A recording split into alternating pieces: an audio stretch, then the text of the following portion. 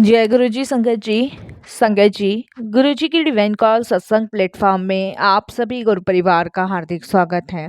शुक्राना गुरु जी महाराज का कि उन्होंने ये सेवा मुझे बख्शी कि मैं आप सभी गुरु परिवार के समीप आके गुरु जी के कल्याण महिमा अनुभव का वर्णन कर पा रही हूँ। अनंतम शुक्राना मेरे गुरु जी महाराज का।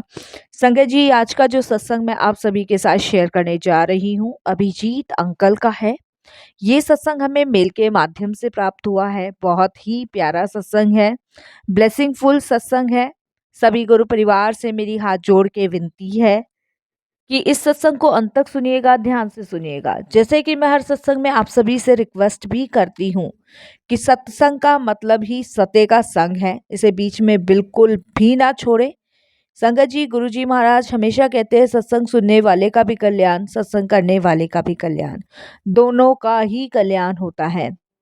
सत्संग के माध्यम से ना जाने हमारे कितने सारे सवालों के जवाब मिलते हैं, कितने दुख दर्द कष्ट रोगों से मुक्ति मिलती है और साथ ही साथ गुरु जी महाराज की ब्लेसिंग्स भी प्राप्त होती है। संगत जी, सत्संग यानी कि सत्य का संग, मैं हर रिक्वेस्ट भी करती हूँ और हर चीज आपको बताती हूँ।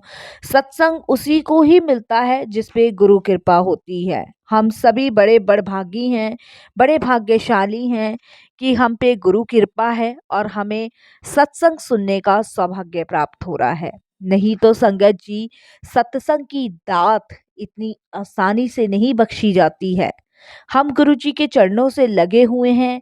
ये समझ लीजिए कि हमारे इर्द गिर्द एक सुरक्षा कवच है जिसे गुरु जी ने बना रखा है, लेकिन फिर भी हम अपनी मूर्खता अज्ञानता के कारण इस ब्लेसिंग्स को खोते जा रहे हैं। संगत जी, इस ब्लेसिंग्स को पाने के लिए हमें 100% समर्पण करना चाहिए। 100% गुरु जी के दिए हुए निर्देश का पालन करना चाहिए। संगत जी, जब हम गुरु जी की रजा में राजी रहेंगे तभी संगत जी हम ये दात पा सकेंगे। संगत जी, एक के बाद एक अवस्था मिलती है। संगत जी, जैसे कि कामयाबी की एक के बाद एक सीढ़ियां होती हैं जिसे हम चढ़ते ही चले जाते हैं, उसी तरीके से संगत जी ईश्वर को पाने की भी एक के बाद एक सीढ़ियां होती है। वो अवस्थाएं हमें गुरु प्रदान करते हैं। परमात्मा से मिलने का रास्ता भी गुरु की तरफ से होता हुआ जाता है। बिन गुरु ना तो ईश्वर मिलता है ना मोक्ष मिलता है। सबसे ज्यादा सर्वश्रेष्ठ गुरु माना जाता है। इसलिए संगत जी, और हम सभी बड़े भाग्यशाली हैं कि हमें पूर्ण गुरु की प्राप्ति है। इसीलिए संगत जी, मैं हर सत्संग में आपसे रिक्वेस्ट करती हूँ। रिक्वेस्ट करने का कारण ही यही है कि आप लोग सत्संग को सुने। सत्संग बहुत मुश्किल से मिलता है संगत जी, और कृपा बरस रही है। आप इस कृपा को अपने ऊपर बरसवाए और ब्लेसिंग्स पाएं। संगत जी, अगर आप भी अपने सत्संग अनुभव शेयर करना चाहते हैं तो हिंदी में साफ राइटिंग में अपना सत्संग लिखकर आप हमारी जीमेल आईडी पर सेंड कर सकते हैं, ताकि आपके द्वारा सुनाए गए सत्संग से जो भी गुरुजी महाराज की नई जुड़ने वाली संगत हैं उन्हें गुरुजी के कल्याण महिमा अनुभव के बारे में ज़्यादा से ज़्यादा पता चले। सत्संग आपको पसंद आए तो आप इसको लाइक कीजिएगा, सब्सक्राइब कीजिएगा, ज़्यादा से ज़्यादा संगत में शेयर कीजिएगा और बेल आइकन दबाना बिल्कुल नहीं भूलिएगा। जब भी कोई लेटेस्ट सत्संग आएगा उसका नोटिफिकेशन आपके पास आएगा। तो चलिए संगत जी, चलते हैं गुरुजी महाराज के सत्संग की ओर। सत्संग शुरू करने से पहले करते हैं गुरुजी का मंत्र जाप। ओम नमः शिवाय, शिवजी सदा सहाय। ओम नमः शिवाय, गुरुजी सदा सहाय। जय गुरु जी संगत जी। संगत जी, मेरा नाम अभिजीत है और मैं ये शुक्राना सत्संग शेयर कर रहा हूँ। कोई मेरे से भूल चूक होती है, कैसी भी भूल चूक होती है साथ संगत जी मुझे माफ कीजिएगा। संगत जी, जब हम सत्संग शेयर करते हैं तो हमें खुद भी नहीं पता होता कि हमें क्या बोलना है, क्या लिखना है। मैंने संगत जी बहुत कोशिश करी अपना सत्संग शेयर करने की, लेकिन मैं सत्संग कभी शेयर नहीं कर पाता था। मैं अक्सर ये भूल जाता था कि जब तक गुरुजी की इच्छा नहीं होती, गुरुजी की मर्जी नहीं होती, तब तक हमारे मुख से एक शब्द का भी वर्णन नहीं हो सकता। तो संगत जी, आज गुरुजी की मेहर हुई, कृपा हुई, उनकी दृष्टि मुझ पर पड़ी, तभी मैं अपने कुछ अनुभव शेयर आप सभी के साथ कर पा रहा हूँ। इसके लिए कोई भी भूल-चूक होती है, प्यारी-प्यारी सात संगत जी क्षमा कीजिएगा। गुरुजी आप भी से भी मैं विनती करता हूँ कि इस दास से कोई भी गलती हो, भूल हो, क्षमा कीजिएगा। सत्संग शेयर करने से पहले मैं गुरुजी का मंत्र जाप करूँगा। ओम नमः शिवाय, शिवजी सदा सहाय। ओम नमः शिवाय, गुरुजी सदा सहाय। संगत जी, मैंने ऑफ़लाइन बहुत सारे सत्संग शेयर किए हैं, लेकिन ये मेरा पहला मौका है और पहली गुरुजी की कृपा हुई है कि मैं ऑनलाइन भी अपने सत्संग शेयर कर रहा हूँ। संगत जी, मेरी जर्नी गुरुजी के साथ 2016 में स्टार्ट हुई। संगत जी, जब मेरी जर्नी गुरुजी के साथ स्टार्ट हुई तो मैंने कभी लाइफ में नहीं सोचा था कि गुरुजी मुझे नई लाइफ ब्लेस करेंगे। संगत जी, मैं अपनी जर्नी शुरू से बताता हूँ गुरुजी से जुड़ने से पहले क्या हुआ था। संगत जी, 2011 में मुझे ऐसा लगा कि शायद मेरी तबीयत ठीक नहीं है। मुझे अपने सीने में बहुत भारी-भारीपन लगता था। मिनट-मिनट में मेरी साँस फूल जाती थी। संगत जी, ऐसा लगता था जैसे दिल में कुछ चुभन-सी हो रही है और इसकी वज़ह से संगत जी मुझे ये लगा कि शायद मेरी तबीयत खराब-सी रहने लग गई थी संगत जी और मुझे ऐसा लगता था कि अंदर मेरे कुछ ठीक नहीं चल रहा है। तो संगत जी मैं थोड़ा-सा परेशान चल रहा था उस टाइम पे। मुझे लग रहा था कि ऐसा ना हो कि कहीं कुछ प्रॉब्लम निकल आए, तो मैं इस वज़ह से संगत जी डॉक्टरों के पास भी नहीं जा रहा था। क्योंकि वो एक मन में डर था कि कहीं कुछ ऐसा निकल आया, तो मेरी वाइफ़ का, मेरे बच्चों का क्या होगा? तो वो ज़्यादा टेंशन की वज़ह से संगत जी मैं यही सोच रहा था कि मैं डॉक्टर के पास ना जाऊँ।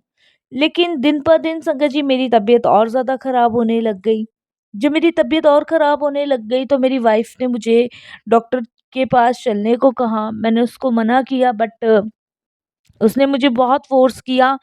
तब संगत जी मैं डॉक्टर को दिखाने गया और मेरी जब टेस्टिंग हुई, रिपोर्ट आई तो डॉक्टर का कहना था कि मेरा जो हार्ट है वो डैमेज हो चुका है। सिर्फ़ 25% बचा हुआ है, बाकी संगत जी डैमेज हो गया है और डॉक्टर्स ने कहा था कि हमें एक प्रोसीजर करना पड़ेगा, बहुत जल्द ही प्रोसीजर करना पड़ेगा और नहीं तो फिर हम कुछ नहीं कर पाएँगे। जब डॉक्टर ने ये बात संगत जी कही तो मैं, मेरी वाइफ़ बहुत टेंशन में आ गए। हमने बहुत सारे डॉक्टर से कंसल्ट किया, बहुत सारे डॉक्टर्स को दिखाया बट सभी का एक ही कहना था। संगत जी फिर हम मन में बहुत डर था, ठीक है तो है, अब इसमें कुछ किया भी नहीं जा सकता। तो संगत जी मेरा एक फ्रेंड था, मोहित, उसने संगत जी मुझे काफ़ी बार बोला कि हम इस मंदिर चलते हैं, यहाँ माथा टेक के आते हैं। तो बहुत सारी जगह संगत जी उसने मेरे को दर्शन वग़ैरह करवाए मंदिर के कि तू चिंता मत कर, भगवान सब सही करेंगे। तो उस टाइम पे संगत जी हमने बहुत जगह मंदिर के दर्शन करे, पूजा अर्चना भी करवाई, हवन भी करवाए और कुछ संगत जी इधर-उधर तांत्रिकों के पास भी गए कि चलो इससे कुछ फ़र्क पड़ेगा, लेकिन कुछ भी फ़र्क नहीं पड़ा।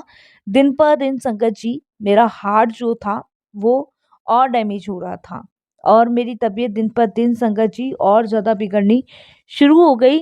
ये मानिए संगत जी कि हर 3 महीने बाद मुझे हॉस्पिटल में एडमिट होना पड़ता था। बच्चे भी परेशान थे, वाइफ़ भी परेशान थी, समझ नहीं आ रहा था क्या करें, क्या नहीं करें। तो संगत जी हम लोग ने ये विचार किया कि मतलब हम लोग किसी और हॉस्पिटल में दिखाएँगे। तो संगत जी हमने डिसाइड किया कि हम मतलब जो मेरी वाइफ़ है, उसके मायके में जाएँगे और वहाँ पे हम किसी और डॉक्टर से कंसल्ट करेंगे और डॉक्टर को दिखाएँगे। तो संगत जी मैंने अपनी वाइफ़ को कहा तो मेरी वाइफ़ के पेरेंट्स जो है बॉम्बे में रहते हैं। तो हम लोगों ने संगत जी पैकिंग करनी शुरू करी और उस टाइम मेरी तबीयत बहुत ज़्यादा ख़राब थी और संगत जी हम लोग बॉम्बे पहुँचे। तो जब बॉम्बे हम लोग वहाँ पहुँचे तो संगत जी मेरी तबीयत और ज़्यादा ख़राब हो गई, बहुत ज़्यादा ख़राब हो गई। तो मेरी जो वाइफ़ है उनकी मदर ने कहा कि मतलब हॉस्पिटल में एडमिट करना पड़ेगा। तो संगत जी मैंने कहा ठीक है। तो संगत जी हम लोग लीलावती हॉस्पिटल गए, वहाँ पे मुझे डॉक्टर्स ने एडमिट किया और जब डॉक्टर्स ने मेरा हार्ट वग़ैरह चेकअप किया, दोबारा से चेक हुआ, तो संगत जी सिर्फ़ 15% रह गया, सिर्फ़ 15%, ये समझ लीजिए 85% हार्ट डैमेज हो चुका था और डॉक्टर्स ने कहा था कि हार्ट ट्रांसप्लांट कराना बहुत ज़रूरी है। अगर आप ये ट्रांसप्लांट कराते हैं, तो ही बच पाएँगे, नहीं तो फिर हम भी कुछ नहीं कर पाएँगे। और डॉक्टर ने कहा था कि आप यहीं पे ही मतलब आपको एडमिट होना पड़ेगा और जब तक कोई प्रोसीजर नहीं चलेगा, और हार्ट एकदम से तो ट्रांसप्लांट होता ही नहीं है क्योंकि मैच नहीं करते हैं और इसमें 1 साल का प्रोसीजर लग जाएगा। अब 1 साल मैनेज करना संगत जी मुश्किल था। हम बहुत टेंशन में थे, बहुत ही ज़्यादा टेंशन में थे। संगत जी इधर मेरी जो मदर थी, वो भी बहुत टेंशन में थी क्योंकि मेरी फैमिली दिल्ली में थी और हम बॉम्बे आ चुके थे।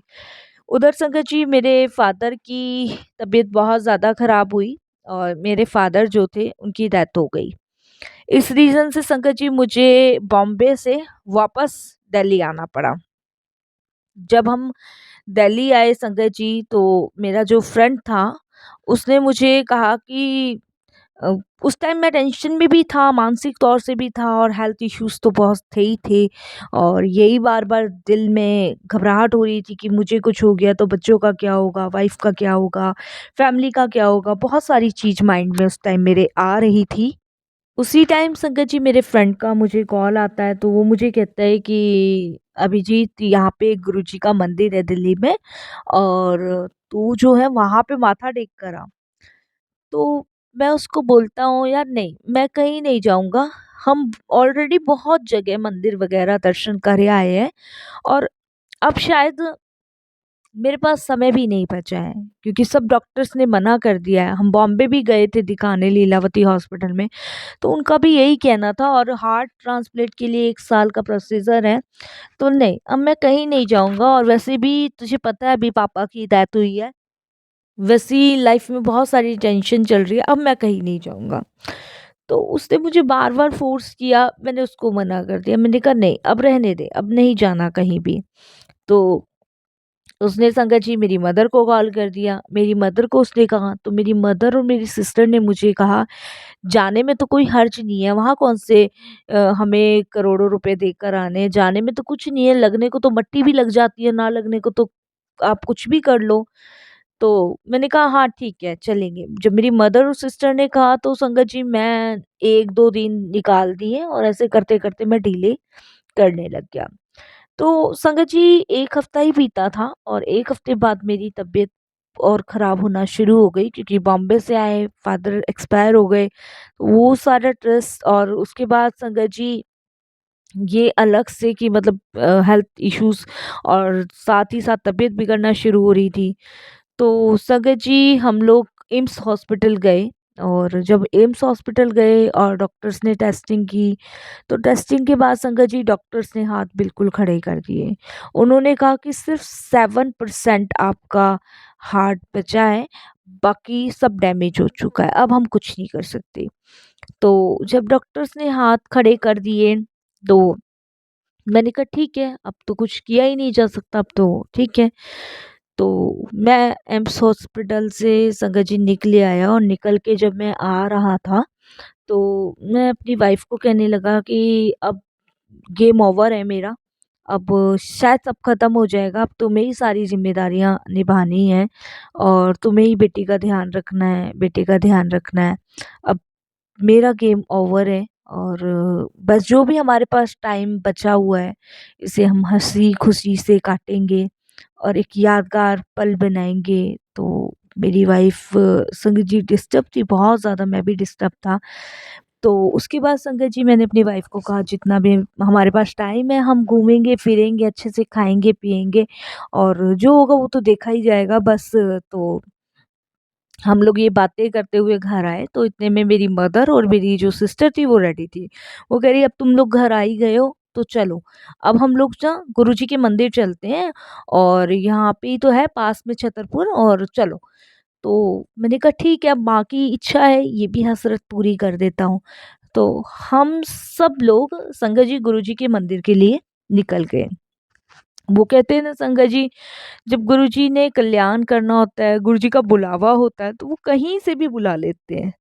और गुरुजी महाराज बुलाते भी उन्हें ही हैं जिनका गुरुजी को कल्याण करना होता है, जिनको ब्लेस करना होता है।